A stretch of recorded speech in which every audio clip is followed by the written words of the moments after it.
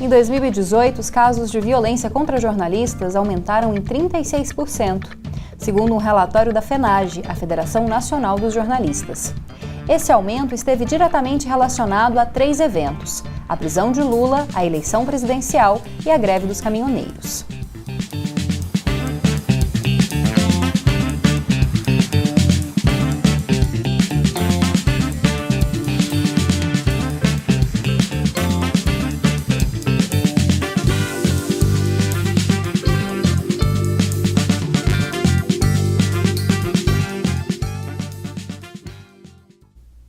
E a violência contra os jornalistas é o tema do Conexões de hoje. E para discutir conosco, nós convidamos o professor Juarez de Maia, da Faculdade de Informação e Comunicação da UFG. Olá, professor, obrigada pela presença. Muito obrigado pelo convite. E também contamos com a presença do sociólogo e jornalista Renato Dias. Obrigada, Renato, pela presença. Obrigado, Camila Maia. Bom, para começar, a gente falou de 3 eventos aí que geraram um maior número de ocorrências contra jornalistas. Mas a gente percebe que o país vive uma polarização política, uma crise política. Como que isso reflete no exercício profissional dos jornalistas? Professor Juarez? Bom, na sala de aula isso é muito comum. Os meninos entraram um pouco agora em espécie de catalepsia por causa dessa eleição do presidente Bolsonaro. E aquilo que já era uma tendência dos meninos ficarem preocupados com o emprego e saber em que mídia iam trabalhar, a questão da censura empresarial e tudo isso, hoje tem já uma segunda, uma terceira preocupação maior ainda, que é essa questão da perseguição quase que velada que há em relação a alguns órgãos de comunicação social. Então isso reflete em sala de aula, é muito comum. Eu tenho chamado vários jornalistas para fazerem palestras nesses últimos dias, inclusive o Renato está na lista, e eles sentem muito isso hoje, sem ter ido para o mercado de trabalho. Então imagino que essa questão reflita em quem está no mercado de trabalho, como é o caso do Renato, né? Como é que está refletindo, Renato, no mercado para você? Qual que é a sua visão em relação a esse aumento de casos de violência física ou agressões verbais, psicológicas contra jornalistas? A FENAGE apontou um aumento de 36% na violência contra jornalistas, desde agressões físicas a insultos, e o primeiro objeto de análise deve ser o cenário de 2018, de polarização política, ideológica, a emergência de forças políticas conservadoras, como a que elegeu Jair Messias Bolsonaro, com uma plataforma ultraliberal e conservadora no âmbito dos costumes. E a prisão, na minha avaliação, sem base legal, já que fere a Constituição, o que permite que o acusado se defenda em todas as instâncias, de Luiz Inácio Lula da Silva. Esse pano de fundo radicalizou as posições políticas no país e afetou também a produção jornalística. Tanto é que jornalistas foram feridos em coberturas midiáticas. E vale lembrar também que conglomerados de comunicação adotaram posições que seriam favoráveis a determinado candidato, o que pode ter acelerado as agressões. Professor Juarez, o senhor acha que, em alguma medida, esses casos de violência podem ameaçar a liberdade de imprensa e as ameaças veladas, e se falar de questões envolvendo o que é fake news e não, que certos veículos seriam contra o governo ou, entre aspas, aí, comunistas? Isso pode ferir a liberdade de imprensa? Há 2 coisas aí que temos que ressaltar. Primeiro foi a acusação do presidente Bolsonaro contra alguns órgãos de comunicação diretamente, né? Vamos fechar, não vamos mais financiar e tudo isso. Isso, de alguma maneira, não tem uma censura direta, mas tem uma autocensura, o medo de não ser mais possível a publicação. Isso cria uma autocensura. Artigos que seria publicado já não são mais publicados por causa que a autocensura muitas vezes é pior do que a censura direta. A censura direta virava uma esculhambação, né? Agora, a autocensura é muito difícil. E segunda questão é a questão das fake news, né? E isso aí é talvez uma das grandes questões que podem levar muitos jornalistas a se retraírem, porque as fake news hoje, elas mantêm ainda contra personalidades da imprensa, contra personalidades políticas, pessoas que estão no mundo social e artístico, e isso causa um terror muito grande nas pessoas, né? E essas fake news termina sendo um fator de desestabilização muito forte. Você viu na segunda-feira o que aconteceu aqui na universidade, aquela questão que ameaçaram matar as pessoas do curso de jornalismo e de ciências sociais, e essas fake news criam um ambiente de instabilidade. Então são dois fatores. Primeiro, a autocensura. Segundo, que as fake news continuam com muita força. Com tanta força que parece que os ideólogos do governo não entenderam que isso vai ser um elemento de acuar feras. E essas feras acuadas muitas vezes vão responder com muito mais força do que as pessoas estão imaginando. E para você, Renato, em que medida você acha que a liberdade de imprensa, a liberdade do exercício profissional do jornalismo pode estar ameaçado? As fake news, notícias falsas, se tornaram hegemônicas no processo eleitoral de 2018 e beneficiaram o presidente da República eleito, Jair Messias Bolsonaro, com a importação do modelo do Steve Bannon, que auxiliou na campanha de Donald Trump à presidência da República dos Estados Unidos. Em tempos de pós-verdade, de modernidade líquida, de relativização do que é verdade, e isso prejudica, sim, a informação correta que o cidadão obtém nas redes sociais. Basta ver que a tiragem dos principais veículos de comunicação despencou, segundo o Instituto Verificador de Circulação, o IVC. A Folha de São Paulo já chegou a obter uma tiragem de 2 milhões de exemplares, e em janeiro de 2019 chegou a 103 mil exemplares, perdendo o primeiro lugar para o Globo e para o estado de São Paulo. Ou seja, isso afeta também a circulação de informação, a produção jornalística e, por tabela, o trabalho do profissional de comunicação. Certo. A gente vai para um rápido intervalo. Continue acompanhando Conexões ao vivo pelo site da TV UFG ou então pelos nossos canais. O 15.1 estão abertos, o 21 da NET Goiânia e o 15 da Gigabyte HD TV. Além disso, dá para assistir ao programa pelo Facebook ou pelo YouTube da TV UFG.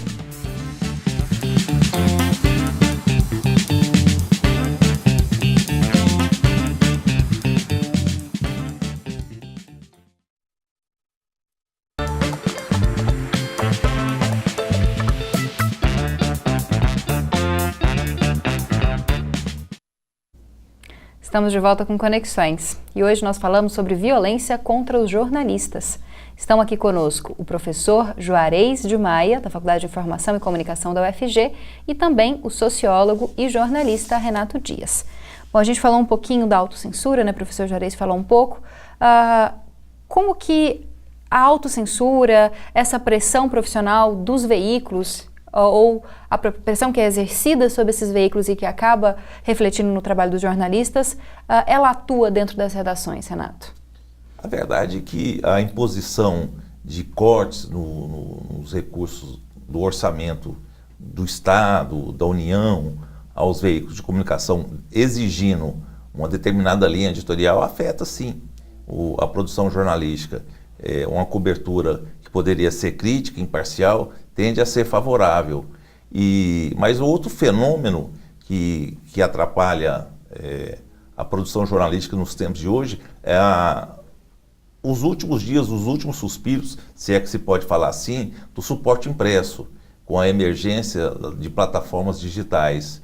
E isso, em Goiás, pode ser visto tanto na circulação do Popular quanto do Diário da Manhã, que mudaram de formato, reduziram o volume de exemplares da tiragem diária e, claro, com as demissões sumárias que ocorrem nas redações. Por aí você acha, pegando um pouco o gancho do Renato,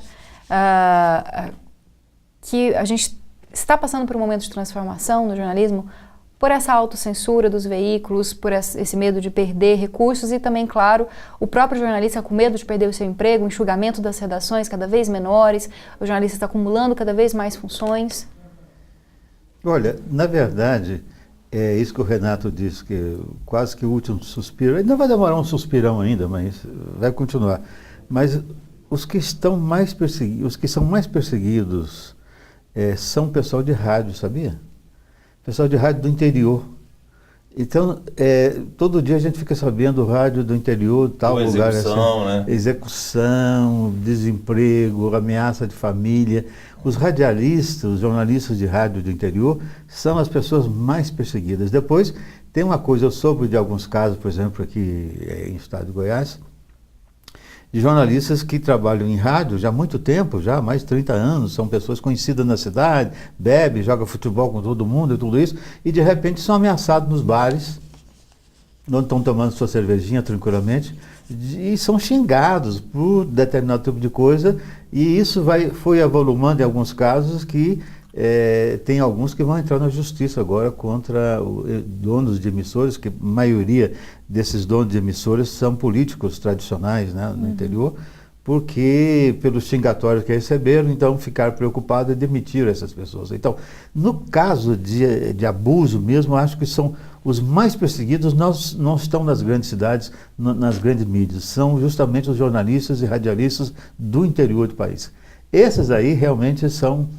Todo dia sofre agressões, empurrões, xingatórios, estão na rua, o carro para, tem duas pessoas que eu conheço que agora vão entrar na justiça, eu não vou dizer o nome, que de repente está andando na rua, para um carro e vem aquele palavrão todo, né, xingando porque tomaram determinadas posições, e justamente a partir de janeiro, entendeu?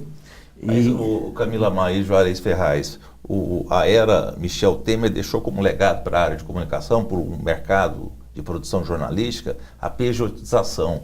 Dias atrás eu encontrei em um fórum o Fernando Molica, ex-Fantástico, ex-Jornal Nacional, ex-O Globo, trabalhando em um conglomerado de comunicação da Rede Globo, em um veículo da Rede Globo. Ele estava sem receber salários havia 8 meses.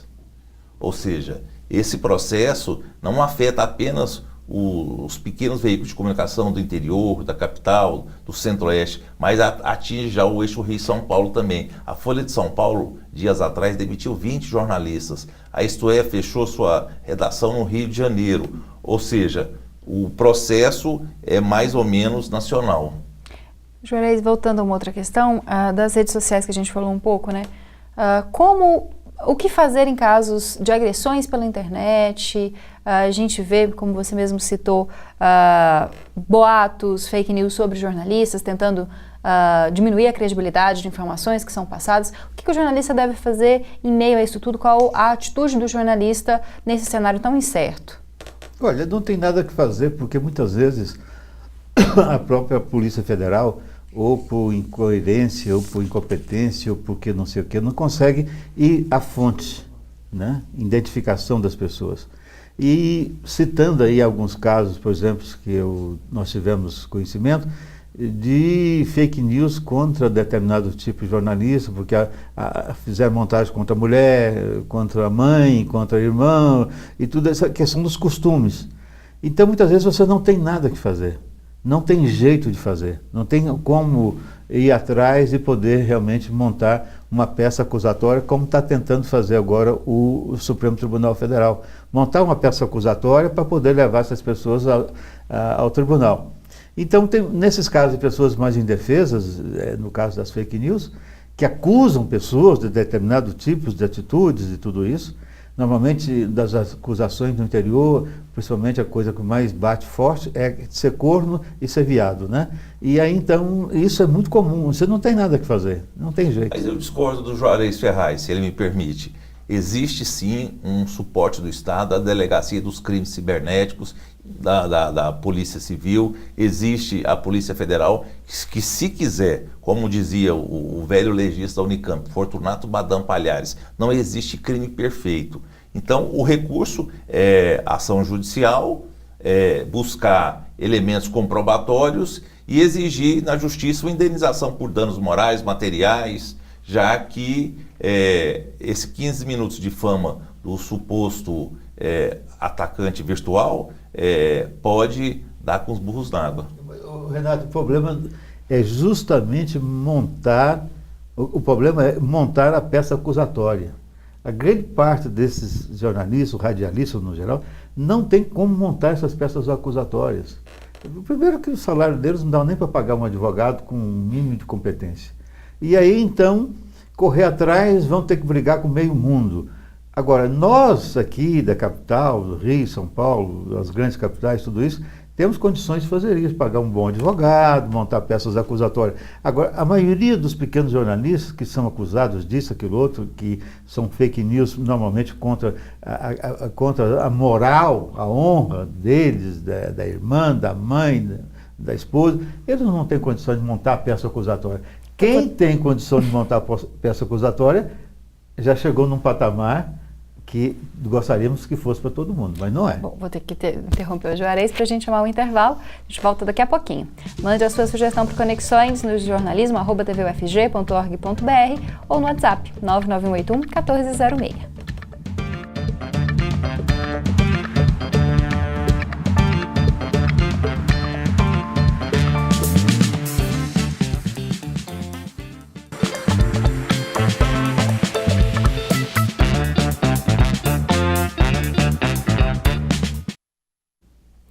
Voltamos para encerrar o Conexões, que está discutindo violência contra jornalistas. Estão conosco o professor Juarez de Maia, da FIC-UFG, e também o sociólogo e jornalista Renato Dias. Professor Juarez, muitas vezes a violência contra o jornalista ela é mesmo física, né? Em casos de manifestações, em casos em que há alguma interferência policial, muitos jornalistas foram feridos, desde da mobilização de junho de 2013, houve vários casos, né, de ferimentos, de agressões contra jornalistas. Qual deve ser o papel do Estado nesse momento de assegurar o trabalho do jornalista, de assegurar a liberdade de imprensa e entender aquele momento, né, de multidões, de manifestações, mas mantendo a segurança do profissional? Olha, isso aí é muito relativo, porque é o seguinte, há casos, por exemplo, de vandalismo, né? E esses casos de vandalismo levou à morte do fotógrafo Santiago, né? E ele foi assassinado ali da maneira mais absurda do mundo, do vandalismo, por causa dos Black Blocs, né? De uma maneira covarde. Então tem isso, muitas vezes o repórter está ali na rua, quem sofre mais nesses casos são os cinegrafistas, entendeu? O caso dele ali, que fotógrafos seria também. Fotógrafos e os cinegrafistas, né? Esses aí que sofrem mais. E aí vem pedra da polícia, vem bomba da polícia, pedra dos manifestantes, eles ficam no meio dessa confusão toda. E aí então é difícil de manter, aí a polícia vem e faz todo um ataque de cavalaria, de bombas, de gás, tudo isso, o jornalista fica no meio. Então é o próprio Estado que ataca. E do outro lado, por exemplo, um jornalista que eu tenho o maior respeito por ele, pela tradição dele, pela maneira que ele se portou a vida inteira, o Caco Barcelos. Caco Barcelos foi numa manifestação no Rio de Janeiro, cobrindo, e de repente o pessoal, Black Blocs e outros extremistas, entendeu? Trataram o Caco Barcelos como se ele fosse um fascista, como se ele fosse um inimigo do povo. Então, os manifestantes às vezes confundem o jornalista com a linha editorial do veículo em que ele trabalha. Então, né? Não merece o Caco Barcelos, né? E todo mundo que sabe, que fez jornalismo, sabe quem é o Caco Barcelos, o que ele sofreu durante a ditadura, no processo todo. E ele fez um livro que ficou famosíssimo, que ele teve que sair do país, porque ele, parece que Rota 47. Rota 66. Rota 66, que ele fez sobre a violência da polícia militar do estado de São Paulo, entendeu?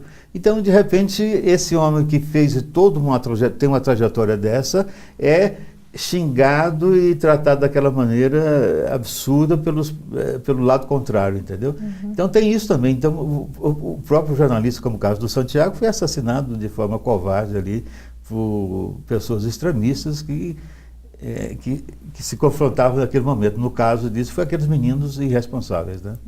Renato. O aparato do Estado é um dos principais responsáveis por violência contra jornalistas, sobretudo o militar, a polícia militar, a polícia federal, a polícia civil, cometem violações ao direito e às liberdades, mas a polarização da sociedade levou a posições dos Black Blocs, que boa parte segue o fascismo reinante em 2018.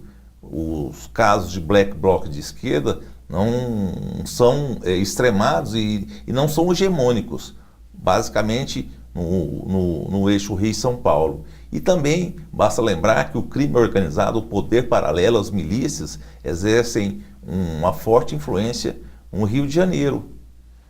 O caso do Tim Lopes é um exemplo.